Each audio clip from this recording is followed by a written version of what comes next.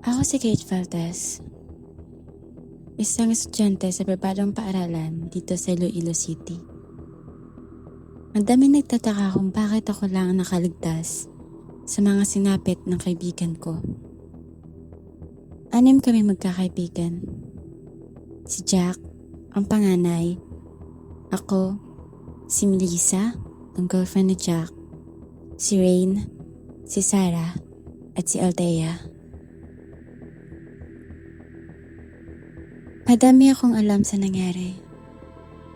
Pero hindi ko inisip na isa doon ay magkakatotoo. Hayaan niyang ikwento ko sa inyo kung ano nangyari at sinapit ng mga kaibigan ko. San? Nabalitaan namin nabagok daw ang ulo niya sa bato. Yung nakakita may kinakausap daw siyang hindi naman makita. At doon ako labis nagtaka. Kasunod nun, yung guro na naman namin namatay. Si Ginoong Ramos. Nagpigtito sa loob mismo ng opisina niya. Kinatay niya ang sarili niya.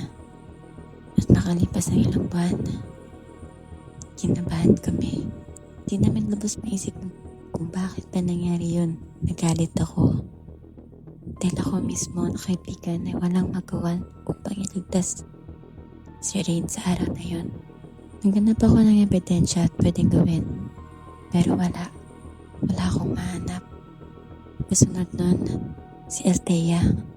Si Althea na naman. May nagparamdam daw sa kanya sa CR. Pero hindi niya maisip kung sino. Dahil walang katao-tao doon. At makatapos ang pangyayaring yun, nagulat na lang daw siya nung may magpakita sa kanya sa salamin. Kwento niya pa sa akin yun. Kinabukasan, naulit. At doon, nakita niya daw yung pagmumukha ni Melissa. Humihingi ng tulong. Pero sabi ko, patay na siya.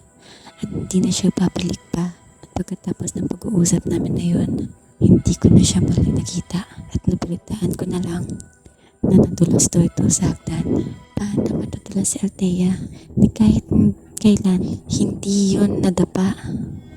Matapos ang pangyayari yun, ilang buwan, kami na lang ni Sarah at Jack ang natira.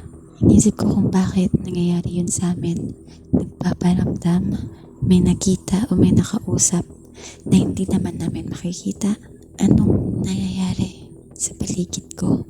Tila ba minumulto kami? Makalipas ang ilang buwan sa research topic namin nun, nagko-conclude na kami. Naayos ang lahat. Masaya kaming tatlo. Tinanong ko si Sarah kung okay lang siya kasi parang namumutla. Tumayo siya bigla at nagsabing hindi niya na kaya. Saka sinaksak ang sarili niya gamit ang ballpen nito. Paulit-ulit niyang sinaksak hanggang sa mawala na siya ng malay. Napaiyak ako. Niyakap ako ni Jack. Sabi ko, bakit ito nangyayari? Bakit sa atin ito nangyayari? At si Jack umalis. Nakalipas ang ilang taon, pagkukulit siya nakita. Nasa isang mental hospital na siya. Sinisisi ang sarili sa mga pangyayari at nagkaroon kami ng usapan. Sila daw yung may plano na iparape si Melissa kay Ginoong Ramos at nag-match yun sa pag-iimbestiga ng mga polis. Dahil rape ang kaso ni Melissa. Hindi ko lubos maisip na ganun sila ka hayop. Ganun sila kasama na pati yung kaibigan ko pinagtangkaan nila. At doon ako umpisa naniwala sa mga sinabi ni Marka na hindi mananahimik si Melissa hanggat hindi sila nauubos. And I was right the whole time. Totoo sila. Umpisa nun, ipinasara ang paralan. At hanggang ngayon, nananatili pa rin yung kaba. Takot ko kung nasan man si Melissa. Sana masaya siya. Sana nahanap niya na yung hustisya na gusto niya.